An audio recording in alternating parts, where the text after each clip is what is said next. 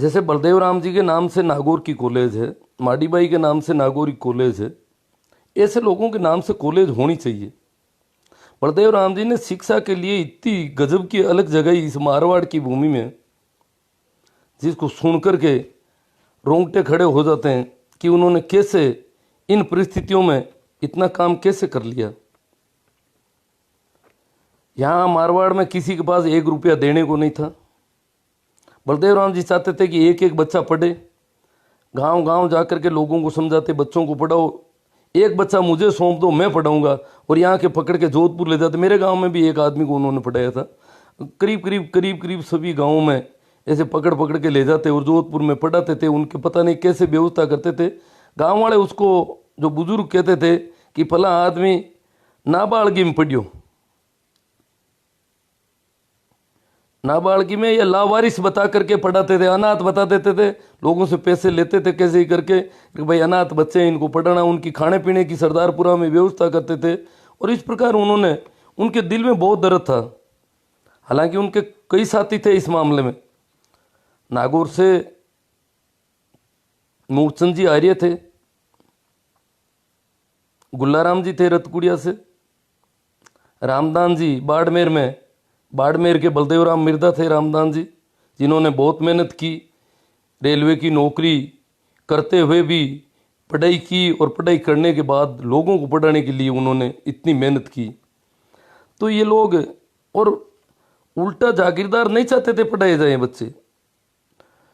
तो मैं बताता हूँ छोटी छोटी बातें बलदेव राम जी के बाबत। और बलदेव राम जी के नाम कॉलेज, कुछ लोग तो मुझे फेसबुक पर बता रहे थे कि बलदेव राम के नाम से नागौर की कॉलेज क्यों है। बड़े बेवकूफ़ हो गए हमारे।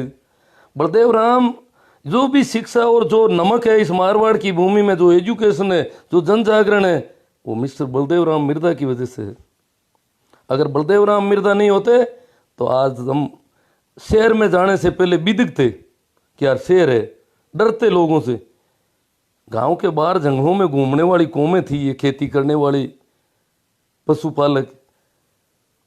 उन्होंने बहुत मेहनत की। बलदेव राम मिर्दा ने जितनी भी हॉस्टल, जैसे नागौर की हॉस्टल है किसान छात्रावास, जोधपुर की है, ये किसान छात्रावास सबसे पहले उन्होंने क्या किया, वहाँ लोग जो साधु लोग रहते थे, नागौर जोधपुर की रामगढ़ी छात्रावास है, जो जानते हैं उनको पता है, राम सनइयों का एक स्थान था। और उन साधुओं को बलदेव राम जी ने और इन लोगों ने कहा कि आप लोगों के लिए गाँव से मैं बच्चे पकड़ के लाता हूँ, आपकी सेवा करेंगे, आपको खाना बना के देंगे, आपके लिए ईंधन, जो लकड़ियां हैं, बटोर के चुग के ले आएंगे, और आपको बना बनाया खाना दे देंगे, और आपकी सेवा हाजिरी करेंगे, आप इन बच्चों को रख लो। तो इस प्रकार उन्होंने उन साधुओं को वो बच्चे सौंपे और उनसे ये कहा कि आप किसी चेले वेले को नहीं, हम बच्चों के लिए ये जगह सौंप दो। आपकी जो बगीची है, नागौर की बगीची है, वो भी एक साधु का स्थान था।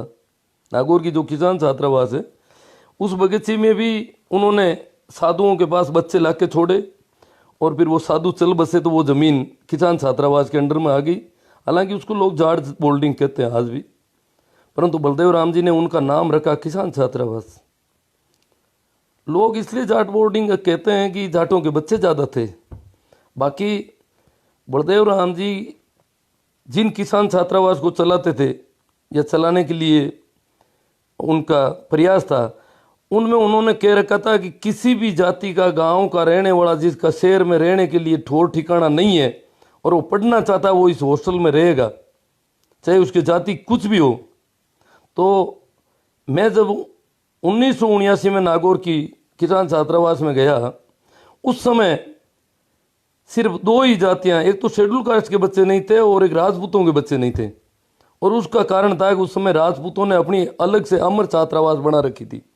बाकी उससे पहले कहते हैं कि राजपूतों के बच्चे किसान छात्रावास नागौर में रहते थे, और शायद सभी किसान छात्रावासों में रहते होंगे, क्योंकि बलदेव राम जी की विचारधारा का मामला था। उन्होंने कहा सभी के बच्चे रहेंगे। लड़ाई है जागीरदारों से, सामंतों से। बलदेव राम जी तो खुद जागीरदार थे, खुद एक सामंत थे, एक गांव के जागीरदार थे, गांव का लाटा लाड़ते थे। परंतु उनकी लड़ाई उन अत्याचारी और क्रूर शासकों से थी जो ग्रामीणों को बहुत परेशान करते थे। इसलिए उनको राजपूतों से कोई दिक्कत नहीं थी। राजपूतों को किसान छात्रावासों में उन्होंने रखा था। शेड्यूल कास्ट के बच्चे, नागौर की किसान छात्र, बाकी मुझे पता नहीं बाड़मेर में हो सकता है उधर छुआछूत ज़्यादा होती होगी उस जमाने, हालांकि छुआछूत यहाँ भी कम नहीं थी उस जमाने में, अभी तक है। तो नागौर की किसान छात्रावास में मेघवाल रहते थे, नाइक रहते थे, इनके तो मुझे पक्के प्रमाण है, कुचेरा के, मांजरा के मेघवाल। मांजरा के मेघवाल तो मेरे मित्र कहते थे कि हमारे साथ है वो। मैं जब गया कॉलेज में, उस समय मैं शेड्यूल कास्ट के लिए समाज कल्याण का छात्रावास खुल गया था, इसलिए वो लोग अलग हो गए थे उससे, मेरे जाने से 2-4 साल पहले ही अलग हो गए थे। उससे पहले सभी कौमों के लोग इन हॉस्टल में रहते थे। राम किशोर जी वाचिंग कर रहे हैं, और इन्होंने मुझे बताया कि जब मैं किसान छात्रावास में था तब एक नाइक हमारे साथ रहते थे। तो मतलब जातिगत भेदभाव से ऊपर उठ करके गाँव में छुआछूती हो सकता है, तो उन्होंने कहा भाई थोड़ा अलग बैठ जाओ, खाते वक्त, खाना खाते वक्त थोड़ा अलग बैठ जाओ, बाकी रहेंगे सभी बच्चे इस हॉस्टल में। तो याद आ रही है रामदान जी की, आनी चाहिए, उन लोगों की बदौलत है। असल में मेरी तो मानना यह है कि हमारा जो भी एजुकेशन है, ये भारत का विकास और भारत का विज्ञान और भारत का जितना भी विकास हुआ है उसमें 90% से अधिक योगदान अकेले लॉर्ड मैकाले का है। अगर लॉर्ड मैकाले शिक्षा के स्कूलों के दरवाजे सबके लिए ओपन नहीं करता, आम जनता के लिए नहीं खोलता, तो यहाँ की 90% जनसंख्या स्कूलों में नहीं घुस पाती। और लॉर्ड मैकाले अगर दरवाजे नहीं खोलता, शिक्षा का सार्वजनिकरण नहीं करता, आम आदमी के लिए शिक्षा की सुविधा नहीं करता, तो ज्योतिबा फूले नहीं हो सकते, डॉक्टर अंबेडकर नहीं हो सकते। हमारे शास्त्रों के हिसाब से डॉक्टर अंबेडकर पढ़ने के हकदार नहीं है इस देश में। हाँ, आप सही कह रहे हैं, रामकिशोर जी के ज़माने में थे बच्चे, ये थोड़ा मेरे से 5-7 साल पहले थे नागौर किसान छात्रावास। उससे पहले और भी थे, मेघवालों के काफ़ी बच्चे थे। तो सभी बच्चों को रखा था बलदेव। हाँ, तो आगे ये हाँ, तो सर छोटू राम कैसे पढ़ता है अगर लॉर्ड मैकाले खुली नहीं करता तो, क्योंकि शास्त्रों में तो वर्जित था पढ़ना। सर छोटू राम जाट जाति से जाट नहीं पढ़ सकता था शास्त्रों के हिसाब से कहीं पर भी। अंग्रेजों ने ही उन शास्त्रों को इनकार किया था। लॉर्ड मैकाले से आज भी भारत के लोगों को बहुत जलन है कि इसने शिक्षा का सार्वजनिकरण कर दिया, इन मूर्खों को पढ़ने की छूट दे दी। हमें तो अभी भी मूर्ख माना जा रहा है कि ये लोग जो हैं, हमें कहते हैं ना अयोग्य लोग हैं, आरक्षण की वजह से इनकी नौकरियां लग रही है, तो अयोग्य माना जाता है अभी भी। हम पढ़ लिख गए पर अयोग्य हैं अभी भी। तो मैं भटक रहा हूँ थोड़ा। हाँ, बलदेव राम जी, देखो छुआछूत के मामले में मेरे दादा बताते थे मुझे, दादा ने बहुत मुझे बातें बताई बलदेव राम जी के बाबत। रोज रोज कहते थे डीआई साहब, ये कहते थे, डीआई साहब ने कहा कि देखो सभी काम अपने हाथ से करने हैं आपको। यहाँ तक कि डीआई साहब जहाँ भी, वो डीआई जी को डीआई कहते थे गांव में, उनके पुराने आदमियों की बोलचाल की भाषा थी। गांव में जाते तो वो कहते हर गांव में मीटिंग में कि मुझे आपके गांव में कोई मरा हुआ जानवर हो तो बताओ, मैं हाथ लगा के बताता हूँ उसके। मरे हुए जानवर को हाथ लगाने से कोई चमार या मेघवाल या हरिजन नहीं होता है। तो मेरे दादाजी बताते थे कि गांव में अगर मरा हुआ जानवर होता तो भी लोग बलदेव राम जी को नहीं बताते थे, डर के मारे कि बलदेव राम जी उसको हाथ लगा देंगे और लोग हमें हंसेंगे कि तुम्हारा बलदेव राम मरे हुए जानवर को हाथ लगा लिया उसने।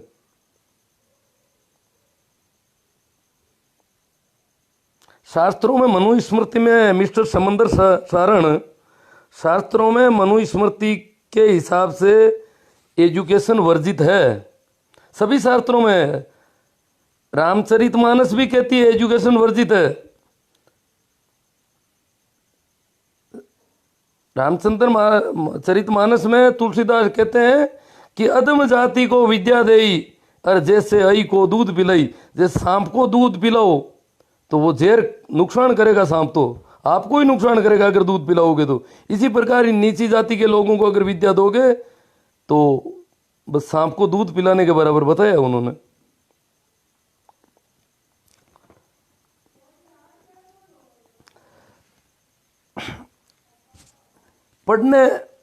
लॉर्ड मैकाले की छूट देने के 100 साल बाद भी जब मेड़ता की स्कूल में एक जाट को एडमिशन नहीं मिल रहा है तो आप क्या मानते हो इसको? उसके 100 साल बाद जोधपुर की स्कूल में मेरे गांव के जाट, जो जाति से गोत्र उनका वो मिर्जा पदवी थी और जागीरदार थे, डूडीबास के ठाकुर थे। ये रामकिशोर जी सुन रहे हैं, इनके मामा जी थे बद्री राम जी कप्तान साहब। वो डूडीबास के, उनके पिताजी दादाजी डूडीबास गांव के ठाकुर थे। उसके बाद में वो डूडीबास गांव की जागीर उनके चाचा को मिल गई थी, भाई मगनी राम जी मेजर साहब को। तो वो जागीरदार थे, जैसे जागीरदार ये खींसुर ठाकुर वगैरह थे वैसे जागीरदार थे वो बद्री राम जी। और बद्री राम जी कहते हैं कि जोधपुर की स्कूल में एकमात्र मैं नीची जाति का आदमी था, पूरी स्कूल को छानबीन करके, जबकि वो जागीरदार के बेटे थे, कोई छोटी जाति नहीं थी। तो जोधपुर जाने की औकात ही क्या थी? आम जाट जोधपुर जाकर के कैसे पढ़ सकता था उस जमाने में? पेट में रोटी नहीं मिलती थी, खिचड़ा खाने को नहीं मिलता था पूरा, जोधपुर कैसे जाएगा बेचारा? परंतु वो जागीरदार परिवार से थे, इसलिए उनका जोधपुर में आना जाना था, जोधपुर में उनका निवास था। सरदारपुरा में जितने भी पूरे मारवाड़ के जागीरदारों के रहने के लिए कोई छोटे छोटे ठिकाने थे, जैसे अभी दिल्ली में जोधपुर हाउस होता है ना, वैसे सभी के हाउस थे। नागौर में भी भाकरोद के मिर्दा का नोरा था, मिर्दाओं का अलग से नोरा था कि मिर्दा लोग जाते थे तो उस नोरे में रुकते थे। इस प्रकार ये जागीरदार थे और उनकी भी हालत थी, तो आम जाट क्या पड़ेगा? हाँ, तो बलदेव राम जी की बाबत एक और छोटी सी बात बताता हूँ। शिनोद के एक मेरे रिश्तेदार है, उन्होंने मुझे बताया, मैं इन ऐसी बातें पहले पूछता रहता था, आजकल तो मैं सुनता नहीं हूँ ज़्यादा, इसलिए पूछ नहीं पाता हूँ किसी से। तो उनसे मैंने पूछा कि आपने बलदेव राम जी को देखा क्या? मैंने बलदेव राम जी को सुना है, मैं छोटा था, पर उनकी बात मेरे बेटी इसलिए नहीं कि मैं पढ़ना चाहता था, मैं भाग जाता था घर से कि मैं पढ़ूंगा कहीं जा कर के, पर मेरे पिताजी पकड़ के ले आते थे कि यहाँ काम कौन करेगा, खाएगा क्या पढ़ेगा तो, और ज़बरदस्ती मुझसे काम करवाया जाता था। और फिर खेतों में हल चलाना और सारा काम करना पड़ा, क्योंकि अगर पढ़ने जाऊँ तो फिर घर में अनाज कम पड़ जाएगा। काम कम होते ही रोटी के लाले पड़ जाते थे। काम करने वाला आदमी अगर पढ़ने जाएगा तो काम कौन करेगा? इस प्रकार वो कहते हैं मैंने बहुत भागदौड़ की कि मैं पढ़ूंगा, पर मेरे पिता ने पढ़ने नहीं दिया मुझे। और वो कहते हैं कि जब बलदेव राम जी मेरे गांव के मीटिंग कर रहे थे, गांव पूरा इकट्ठा हो रखा था, मेघवाड़ भी थे, एक कोने में, एक साइड में बहुत दूर, बाकी लोगों से दूर खड़े थे। तो बलदेव राम जी ने पूछा कि भाई आप लोग इतने दूर क्यों खड़े हैं? तो बोले कि बाबू जी हम तो मेघवाड़ हैं। बोले क्या हो गया मेघवाड़ हो तो? डरने की कोई जरूरत नहीं है, तुम मंदिर में घुस सकते हो, आज मेरी मौजूदगी में तुम मंदिर में घुसो, तुम्हें कोई मना नहीं करेगा। इस प्रकार की बात भी बलदेव राम जी ने उस समय उस सिनोद गांव में कह दी थी। वो अभी भी जीवन राम जी जिंदा है, उनसे मेरी बात हुई है थोड़े महीनों पहले ही। तो जीवन राम जी बता रहे हैं कि मैंने कहा फिर क्या किया, मेघवाड़ घुस गए मंदिर में? कि नहीं, मंदिर में नहीं घुस गए। मेघवाड़ों को लोगों ने ईश्वरों आंखों में समझा दिया कि ये तो अभी चला जाएगा, मंदिर में घुसेंगे तो यहाँ कहाँ रहेंगे, गांव में रहना था उनको, इसलिए उन्होंने तो ऐसा नहीं किया। पर बलदेव राम जी ने अपने मुंह से जरूर वो ये बात कह दी थी कि किसी से डरने की जरूरत नहीं है, तुम और ये बराबर हो सभी, ये बात उन्होंने कही थी। तो अब बलदेव राम जी के नाम से जो नागौर की महाविद्यालय का नामकरण हुआ है, उसमें बहुत बड़ी रकम दी। उस समय केंद्रीय मंत्री थे उनके बेटे रामनिवास जी, और उन्होंने योगदान भी दिया सर एजुकेशन डिपार्टमेंट को, सरकार को करोड़ों में रुपये दिए और बलदेव राम जी के नाम से उसको करवाया। अभी माडीबाई के नाम से कॉलेज करवाई बलदेव राम जी की वो पत्नी के नाम से, तो तब भी लगभग 10 करोड़ रुपये उन्होंने योगदान दिया उस कॉलेज में और उसके नाम करवाया। भाई इनके नाम होनी चाहिए, होनी भी चाहिए। बलदेव राम जी के परिवार से अगर 1 रुपया भी नहीं मिलता है तो उनके नाम होनी चाहिए। ये तो ठीक है, उनका जागीरदार परिवार था, सक्षम था। उस समय भी उन्होंने अपने बेटे रामनिवास जी को लंदन बैरिस्टर पढ़ाया था, बाहर पढ़ाया था। उस समय सक्षम परिवार था उनका थोड़ा। जैसे मैं जहाँ नारवा में रहता हूँ, जिनकी मैं बात कर रहा हूँ अभी आपको, भाई श्री राम जी सो, जिनको ठाकुर ने परेशान किया था, कि अभी नारवा में कभी बात कर लेता हूँ तो बच्चे तो राजी होते हैं। मैं तो बलदेव राम जी की जयंती पर सारी बातें करता रहता हूँ स्कूल में। तो श्री राम जी शो के बाद में बात की तो कुछ बूढ़े लोग थे, वो कह रहे थे वो श्री राम जी तो श्री राम जी थे, वास्तव में उन्होंने तो बहुत किया बहुत किया, और अब उनके पीछे कुछ नहीं है, क्योंकि उस आदमी ने कोई धन थोड़ा ही कमाया था जो पीछे कोई मेल मालिया हो जाएंगे। श्री राम जी ने लोगों के लिए, भाई तुम तो खेतों में काम करते थे, वो सुनवाई में पेशियों में घूमता था, वो तो जीवन यापन भी उनका बड़ा मुश्किल था। तो श्री राम जी के पास तो ऐसा कुछ था नहीं ना धन माल, तो ताकि उनकी औलाद जो है बहुत बड़ी पार्टी हो गई। बलदेव राम जी जागीरदारी की वजह से थे। जैसे मेरे गांव में जो जागीरदार थे मंगनी राम जी, उनको मुआवजा मिला था जागीरदारी पूरी जमीन का उस गांव की का, बाकी जागीरदारों की तरह इसी प्रकार इनको भी मिला था। हाँ तो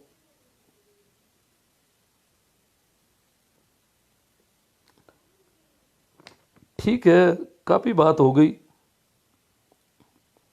आप लोगों ने सुना। आप लोगों से एक बार मैं फिर निवेदन कर देना चाहता हूं कि इस वीडियो को ज़्यादा से ज़्यादा लोगों तक शेयर करें। हमारे गुरु, हाँ बढ़िया बात है। हाँ, और कोई एक क्वेरी हो किसी की छोटी मोटी तो कर सकते हैं, और थोड़ा बहुत आजकल मामूली सुनता हूँ, तो शायद जुड़ना भी कोई चाहे तो जुड़ सकते हैं। शायद जुड़ने के लिए रिक्वेस्ट भेजे हैं, तो मैं भी यहाँ जुड़ने का कोई ऑप्शन ढूंढूं। मुझे नहीं लगता कि किसी मित्र की कोई क्वेरी है ऐसी जो मेरे से बात करना चाहे इस बाबत। ज़्यादातर इस विषय को मैंने जितना छूना चाहा था छुआ है। एक बार और कह दूं कि जिन लोगों ने शिक्षा के लिए अलग जगाई है, जिस गांव में भी, कई गांव में हुए हैं उनके, हाँ आपके क्वेश्चन ले लेंगे, आप लिख के भेज दो तो अच्छा रहेगा।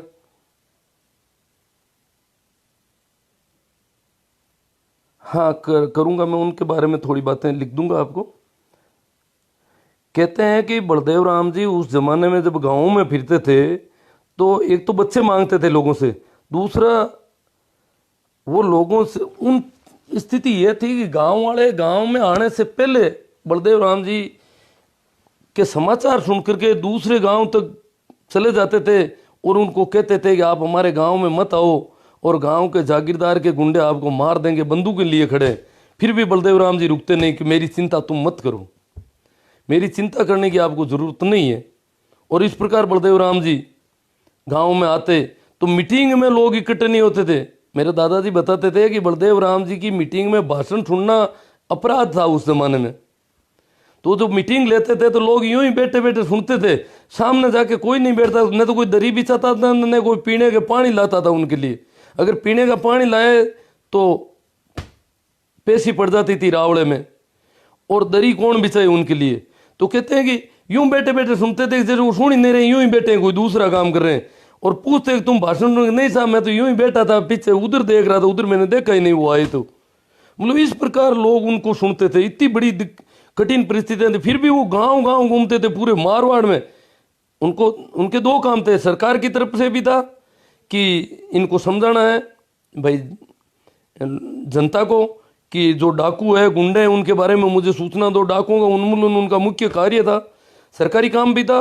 साथ साथ शिक्षा और जन जागरण, कुरीतियों के बारे में बड़े जमकर बलदेव राम जी ने मेहनत की। गांव में उस समय कला जत्ते आते थे, गीत गा करके समझाते थे लोगों को मृत्यु भोज के इनके बाबत। और लोग कहते थे कि बलदेव राम जी ने कहा, फिर भी उनकी बात भी वो लोग नहीं मान पाए कुरीतियों के मामले में। बहुत बड़ा कद था उनका। कुछ लोग तो कहते हैं उन्होंने ऐसा कहा ही नहीं, लोग झूठी बातें कर रहे हैं उनके। वो बलदेव राम जी मृत्यु भोज की मना थोड़ी करते थे, हालांकि उन्होंने खूब इसके लिए प्रयास किए थे। शिक्षा का निजीकरण, हाँ ठीक है। हाँ रामकिशोर जी कह रहे हैं फिडोद में शिक्षा का श्रेय दादूपंथी रघुनाथ दास जी को जाता है। एक और बता दूं मैं कि शिक्षा का जो अपने शेखावाटी और हरियाणा तक का इलाका है, और लगभग नागौर में, कुछ श्रेय आर्य समाजियों को ज़्यादा जाता है शिक्षा के लिए। इन लोगों ने मेहनत की, हालांकि वो एक पाखंड और अंधविश्वास में भी धकेल गए हमें। सर छोटूराम भी आर्य समाज से प्रभावित हो गए थे, बलदेव राम जी भी थोड़ा बहुत हो गए थे, और मूलचंद जी आर्य, तो हमारे मूलचंद जी आर्य ही थे। और जिन जहाँ जहाँ लोग प्रभावित हुआ एजुकेशन तो बढ़ा, परंतु उन्होंने जने उदाहरण करना और वो ओम और वो शुद्धिकरण और हिंदू बनाना और वैसा कुछ किया, उससे अंधविश्वास, वो दयानंद का काम था। बाद में सर छोटूराम ने भी इनकार कर दिया, भगत सिंह ने भी इनकार कर दिया आर्य समाज को, सभी लोगों ने आर्य समाज को इनकार किया बाद में, क्योंकि उनको पता चल गया कि ये पाखंड भी फैलाता है। बाकी एजुकेशन में उनका भी बहुत बड़ा योगदान है, सबसे ज़्यादा योगदान है। अगर शेखावाटी का जो ज़्यादा एजुकेशन हम देख रहे हैं उसका श्रेय आर्य समाज को जाता है पूरा ही। केशवानंद जी वगैरह जो थे, या हरियाणा में जो एजुकेशन देखते हैं उसका भी श्रेय आर्य समाज को जाता है। तो एजुकेशन में आर्य समाज को हम भूल नहीं सकते, उन्होंने काम किया है इस मामले में काफ़ी। और हमारे मूलचंद जी आर्य थे नागौर में, किसान छात्रावास उन्हीं की देन मानी जाती है, नागौर की किसान छात्रावास।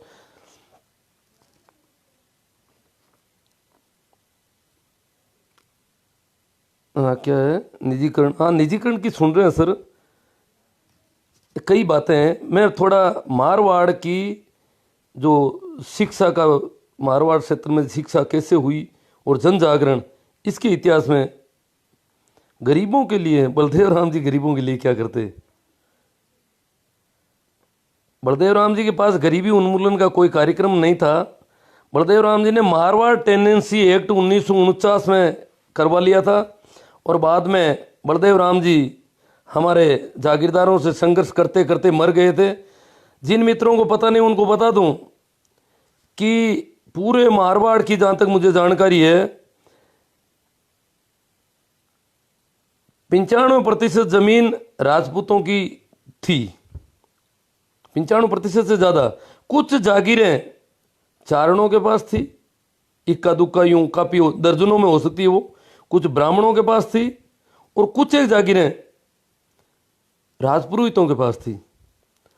और मेरे हिसाब से पूरे मारवाड़ में जाटों के पास दो ही जागीर थी, एक तो कुचेरा के मिर्दाओं के पास, मिर्जास गांव था कुचेरा से थोड़ा हटके, और एक मेरे गांव के बाकरोद के मिर्दाओं के पास जागीर थी डूडीवास गांव।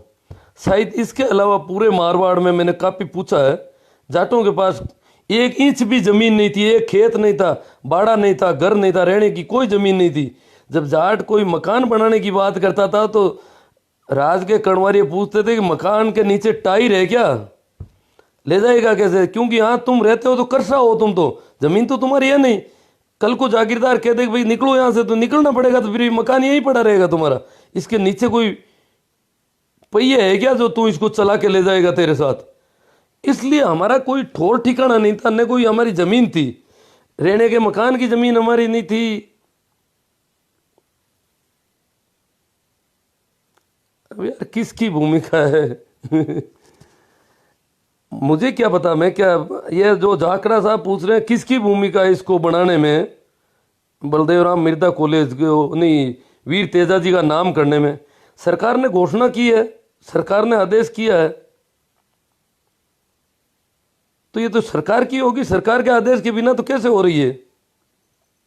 हाँ दबाव किसी ने बनाया, पूरी जनता ने बनाया, हनुमान जी ने बनाया, कितने लोगों ने बनाया, कैसा बना, या जनता के दबाव में, या इसलिए जनता को खुश करने के लिए उन्होंने नामकरण किया। ऐसी बेवकूफ़ी भरी बातें मेरे सामने करने की क्या औचित्य है आपका। मैं बात किसी और विषय पर करना चाहता हूँ। तो देखो इस ऐसी आपको डाबड़ा कांड भी सुना होगा, कई कांड हुए थे बलदेव राम जी को मारने के प्रयास के। ऐसी कठिन परिस्थितियों में जिन्होंने शिक्षा का जन जागरण किया, सर छोटू राम जी को बलदेव राम मिर्दा लेके आए थे 1943 में जोधपुर। इसलिए सर छोटू राम, वहाँ जागीरदारी का मामला नहीं था जहाँ सर छोटू राम रहते थे, और सर छोटू राम खेती करने वाली और मजदूर दोनों कौमों के हिमायती थे। खेती और मजदूरी करने वाले जो लोग थे उन दोनों के हिमायती थे, और उन दोनों की सबसे बड़ी समस्या वो बताते थे मंडी और फंडी।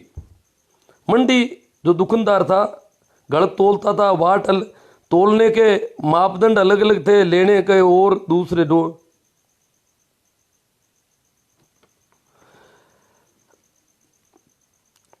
जैसे खरीदते थे तो अलग बाट माप के पत्थर ला के रख दिए जाते थे, बेचने के अलग होते थे दुकानों पर।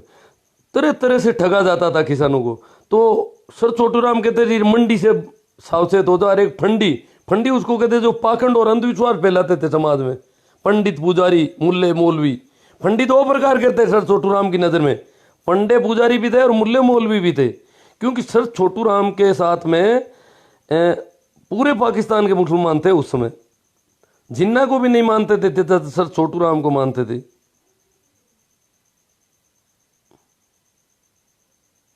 हाँ, जोधपुर में समझाते थे। तो इसलिए बलदेव राम जी सर छोटू राम को यहाँ लेके आए जोधपुर में और एक मीटिंग की। मुझे जो बुजुर्गों ने जो बातें बताई वो थोड़ी सी बताते शेयर कर लेता हूँ मामूली। कि कहते हैं कि उस मीटिंग में यहाँ से पता लगता कि फला गांव से कोई आदमी गया है, पैदल जाते थे सभी, जो जो भी गए थे और वहाँ से आए थे, वहाँ उन्होंने जब देखा कि जोधपुर दरबार और बलदेव राम मिर्दा और सर छोटू राम तीनों की कुर्सियां लगी हुई थी, बराबर बराबर की कुर्सियों पर वो लोग बैठे थे। तो बराबर की कुर्सियों पर जब दरबार के बराबर गांव के किसान को, जाट को बैठा देखा, तो लोग कहते हैं कि हमारे यूं अंदर बात समा नहीं रही थी। क्योंकि गांव के जागीरदार के आदमी से इतना डरते थे कि उसके पैरों में देखते थे, सामने नहीं देख पाते थे। दरबार के बराबर बैठ गए तो उनको भराया था, आंखें भराई थी, आंखों में आंसू आ गए और वो बोलने की स्थिति में नहीं रहेगी, ये क्या हो रहा है, क्या ऐसा हो सकता है। और जब यहाँ आकर के लोगों ने उनके घर जाके पूछा कि आप जोधपुर जाके आए हो, क्या देखा, क्या हुई मत। दरबार के बराबर बैठे थे बलदेव राम जी और सर छोटू राम, दरबार बाप जी के बराबर कुर्सियों पर। अब लोगों को विश्वास नहीं होता जैसी बात कर रहे थे वो। और कहते हैं कि इतना यहाँ ये भी कहते थे कि मान को इतो भेड़ हुई, इतने आदमी इकट्ठे हुए कि पानी पीने को नहीं मिला वहाँ जोधपुर में, जहाँ वो मीटिंग थी सर छोटू राम और बलदेव राम मिर्दा की। और दरबार भी चाहते थे कि किसानों को जागृत किया जाए इन जागीरदारों के खिलाफ, क्योंकि जागीरदार दरबार से अलग बगावत कर रहे थे उस जमाने में। तो दरबार का और जो ये सर छोटू राम का और बलदेव राम का गठजोड़ कुछ इस प्रकार था। तो और तो मुझे लगता नहीं है कि कोई ऐसी, हाँ ठीक है, सत्य प्रतीत होती है, जैसा मैंने सुना है वैसी कर रहा हूँ मैं। तो कितनी सत्य है, सुनता रहता था, पूछता रहता था, बात होती रहती थी। बताते थे कि सबसे ज़्यादा दुखी, मेरे जो बुजुर्ग बताते थे कि ये खेती करने वाले लोग सबसे ज़्यादा दुखी थे यहाँ पर। क्योंकि किसान के अलावा जो एवड़ चराते थे उनकी भी ज़्यादा ठाकुर की जोर नहीं था, जागीरदार का जुल्म सबसे ज़्यादा खेती करने वालों पर था। इसीलिए बलदेव राम मिर्दा ने जागीरदारों के खिलाफ इतना संघर्ष किया था। और कहते हैं कि सारी जातियां सुखी थी जाके खेती करने वालों के बजाय, सबसे ज़्यादा शोषण इनका होता था कि इनके साथ छुआछूत नहीं थी, इसलिए शोषण ज़्यादा होता था। बाकी लोगों को इतना शोषण भी नहीं हो पाता था। तो बहुत ज़्यादा परेशानियों से गुजरे हैं वो लोग और धन्य हैं। एक बार मैं उनको वापस याद करता हूँ, Lord Macaulay, sir Chhotu Ram, Jyotiba Phule, doctor Bhimrao Ambedkar, Baldev Ram Mirdha, Kumbharam जी आर्य। बलदेव राम जी के जाने के बाद हमें जो ज़मीन दिलवाने की बड़ी पैरवी की वो सर कुंभाराम जी आर्य ने की। राजस्थान का जो टेनेंसी एक्ट लागू करवाया वो सबसे ज़्यादा भूमिका कुंभाराम जी आर्य की है, क्योंकि बलदेव राम जी उस समय हमारे बीच में नहीं रहते। और भी कई बातें हैं, आप आश्चर्यजनक अचंभा करोगे। मैं और भी इस विषय पर कभी बातें करूंगा, शायद टाइम काफ़ी हो गया होगा जहाँ तक मैं समझता हूँ, 1 मिनट में। ठीक है मित्रों, पर्याप्त है। धन्यवाद, आप सब लोगों ने शांति से और बड़े इत्मीनान से सुना। आशा है आप लोग इसे ज़्यादा से ज़्यादा फैलाएंगे, ज़्यादा से ज़्यादा शेयर करेंगे।